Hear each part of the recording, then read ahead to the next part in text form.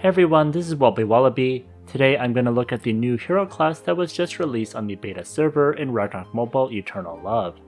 It is Oscar, the Time-Space Dragon. Oscar is the second hero class for Sorcerer. You just need the job change voucher for it, so it's available anytime. The gear pack you get for Oscar is DPS focused for magic, so the devs want you to do a lot of damage. I'm using a brand new account since I'm having problems accessing my old one, so the damage will be low, but I'm doing this just for demo purposes. Let's begin first with the core hero passive, which is Space-Time Decay. The damage from Time Eclipse Bubble is converted into life loss.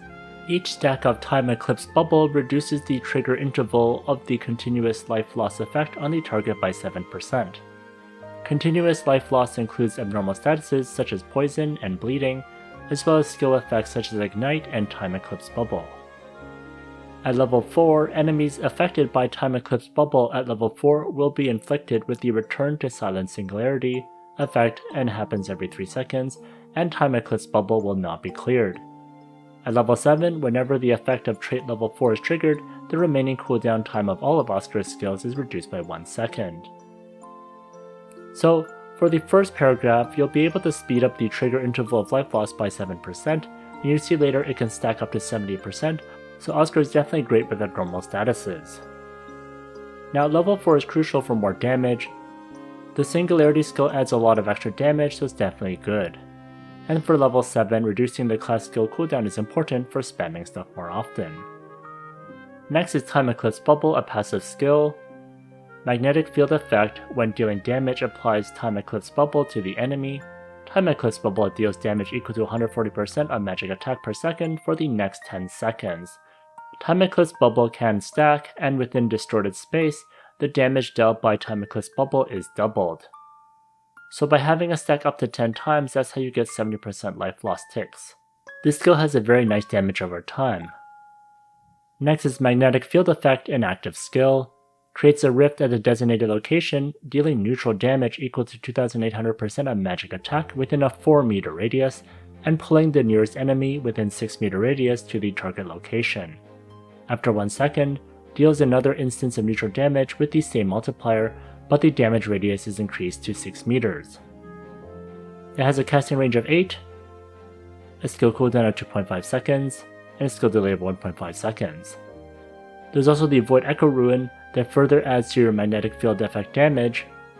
And then what's really interesting is now you have a second line for increasing the amount of life drain effect inflicted on the enemies by the user, so the devs really want to cash in on these Star Ruins. I wish they could suck in multiple enemies like Lightning Cling, but it is pretty spammable and super annoying to deal with. Next is Return to Silent Singularity, an active skill.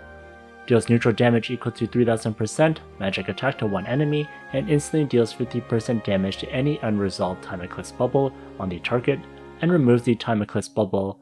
When Return to Silent Singularity is actively used, it will spread any Time Eclipse Bubble on the target to all enemies within 5 meters.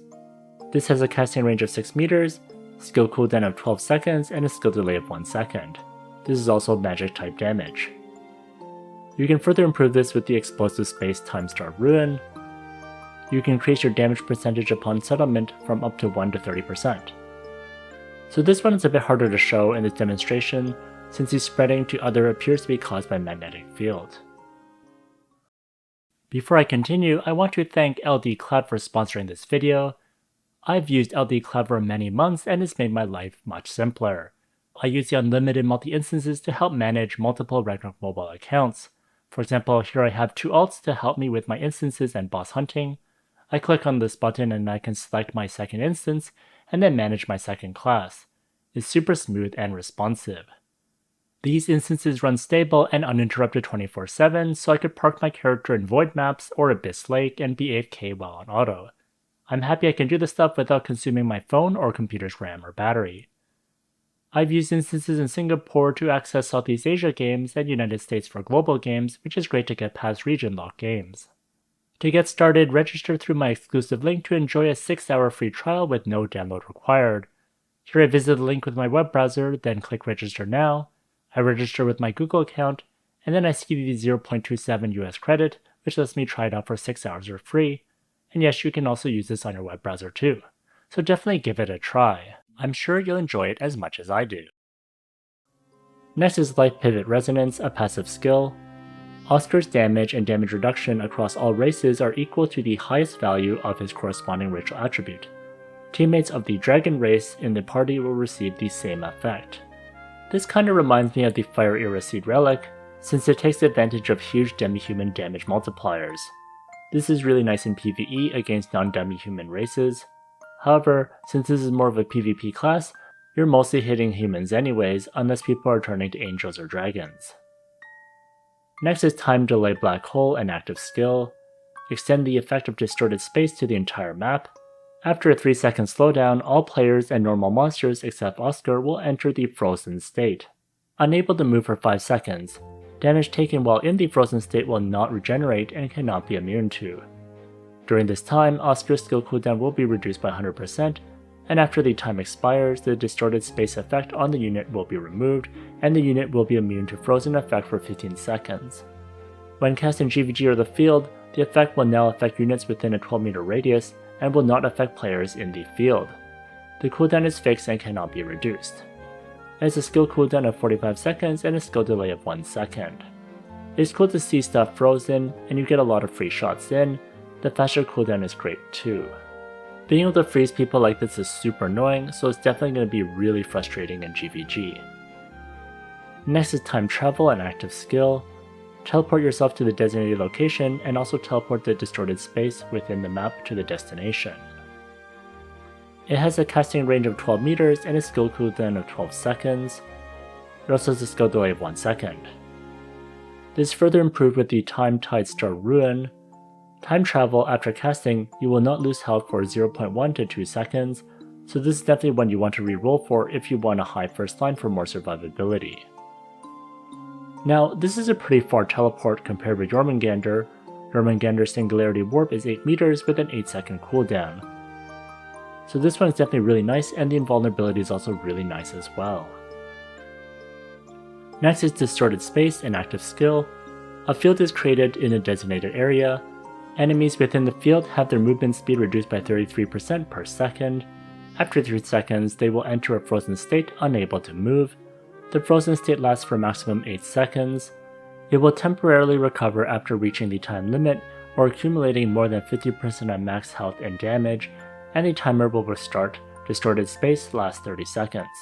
The frozen effect cannot be dispelled. It's ineffective against MVP and mini monsters, and only one Distorted Space can exist at a time. Distorted Space can be cast on Earth Field. It has a casting range of 9 meters, variable cast time of 4 seconds, skill cooldown of 10 seconds, and a skill delay of 1 second. It's further improved with the Ripple of Time Ruin. Distorted Space enemies' resistance to abnormal statuses within the area is reduced by 1% up to 30%. Again, this is a PvP skill and this doesn't work on bosses. Reducing the enemy's abnormal status is also really fantastic with this rune, so a high first line is definitely very beneficial. Next is Spacetime Gaze, an active skill. After selecting an area, the channeling process begins, releasing a magnetic field on the target area every 3 seconds. The channeling lasts for a maximum of 10 seconds. The release area can be changed during channeling, but the cooldown time is fixed and cannot be reduced. Its damage type is magic, casting range is 20 meters, skill cooldown of 30 seconds, and skill delay of 1 second. It's further improved with the Gravity Wave Ruin, where Spacetime Gaze now grants 30 to 80% final damage reduction during channeling. Now the 20 meter range is insane. You can see me sniping monsters from really far away.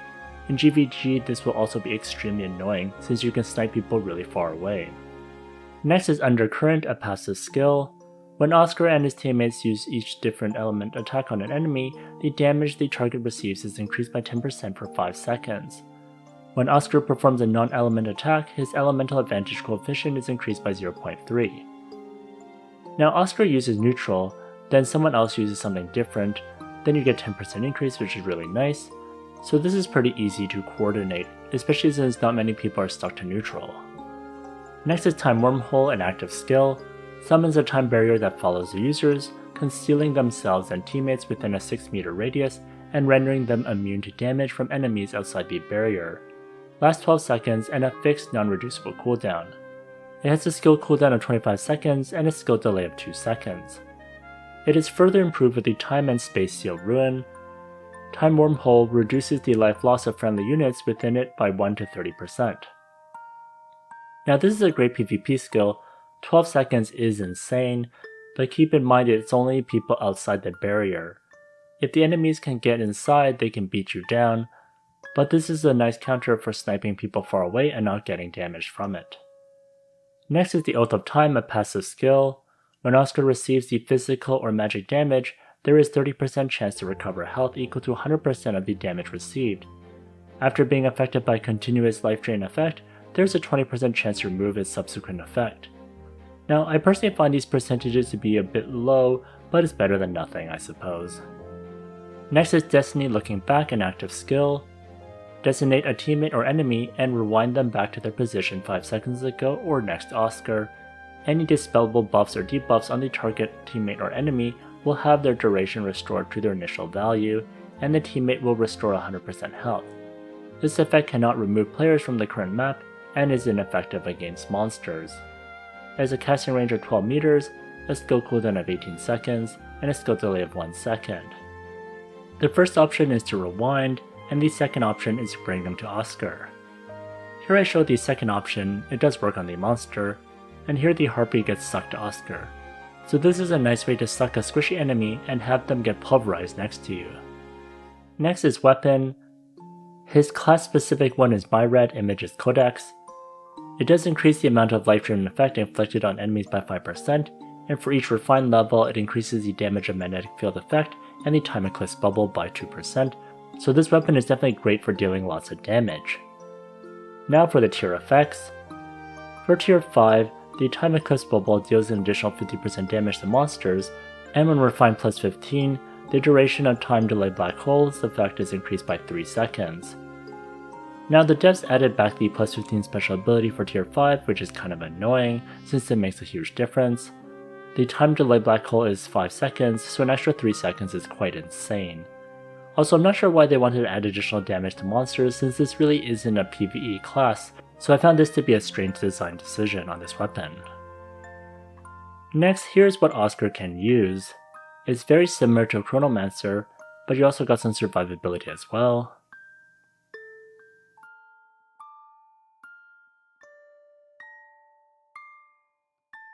Next is the base weapon.